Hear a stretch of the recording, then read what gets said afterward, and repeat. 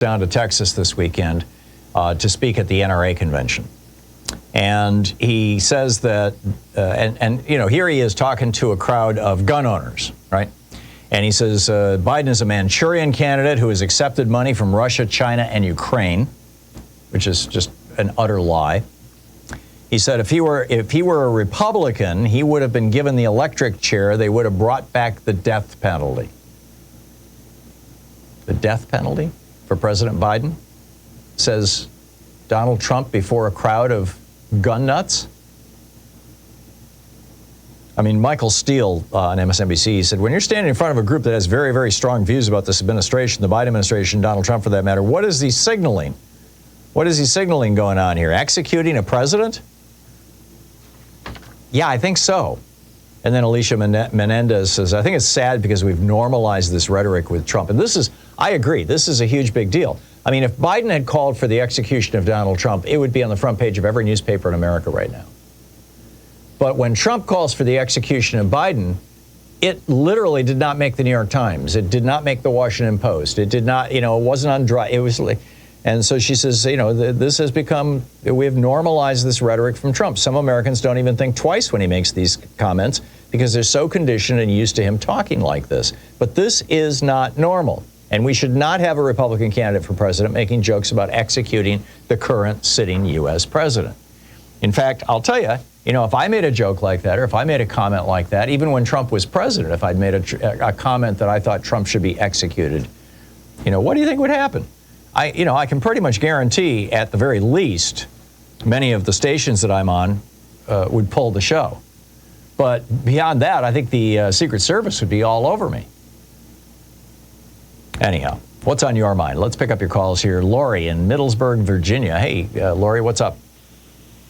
Hi, Tom. I'm such a fan of yours, and I'm thrilled to be on the phone with you. Well, thank you. I can't thank you enough for everything that you're doing for our country.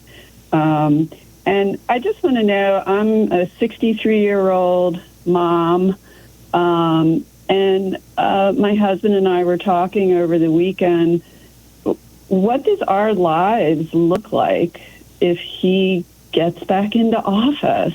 And what does that mean for us day to day? I mean, we're just Joe regular people. Yeah.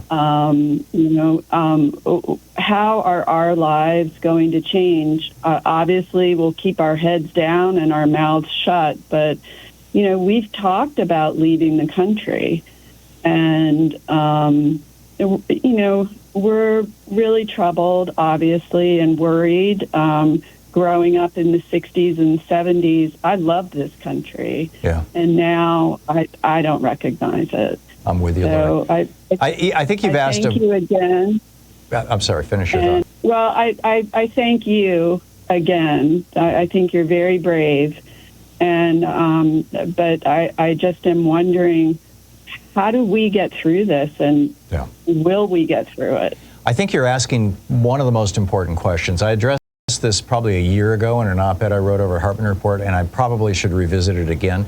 When you look at what life is like in countries ruled by dictators, you know, like what is life like in Hungary right now, or what is life like in Russia right now? For the average person, you know, who's just, you know, going to work every day and watching TV at night and sending their kids to school and doesn't get involved in politics and doesn't even care much about politics, life doesn't look that different. I mean, you know, the one thing we do know, and Larry Larry from Los Angeles does a great job of presenting it every time he calls into the show, is that under Republicans, the economy sucks. But, you know, a recession is not, you know, the end of the republic. And it doesn't, you know, it doesn't destroy people's lives to the point that they would want to, you know, run away to Canada. The people who are affected are really a relatively small portion of the population. Most studies show that somewhere between 8 and 15% of the population pays attention to politics outside of election years. And that's a relatively small portion of the population. I mean, it's enough to maintain an industry like, you know, political talk radio and television, you know, Fox News and my program and things like that. But it's a small portion of the population. Those are the people who Pinochet was dropping out of helicopters into the ocean. Those are the people that were executed and tortured in the in the stadium in Santiago. Those are the people that Orban has exiled or imprisoned or bankrupted, just driven into bankruptcy with lawsuits. Those are the people that Putin has poisoned. And so, if your family is not political, if you don't have a job that's political, if Trump becomes president, he probably wouldn't notice a lot of difference as long as your employer is still in business. I would probably notice a huge difference. I mean, Louise and I have talked about this. I'm in one of those positions where people in my job who were basically opposition media figures in Russia, most of them are in prison right now. In fact, I would say probably all of them are either in prison or they have completely renounced their previous positions and they're now working in pro-Putin media. Same thing in Hungary. I don't know that as many of them are imprisoned, but they're bankrupt. They're just financially ruined. And for some of us it'll be a big deal, but I think for the average American it won't be that big a deal. It wasn't that way. The same thing in Germany. Throughout the 30s, Hitler put Germany back together, with massive infrastructure projects, building the Autobahn, inventing the Volkswagen and building that company.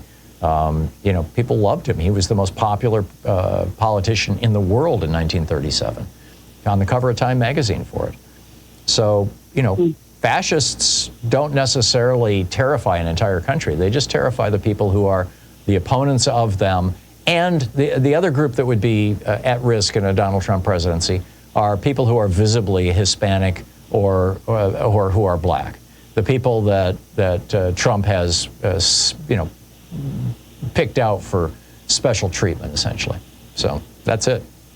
Make sense? Yes. Thank you so much for answering. Yeah. It's heartbreaking. It's grim stuff. Lori, I got to move along, but thank you so much for the call and for your kind words. Good talking to you.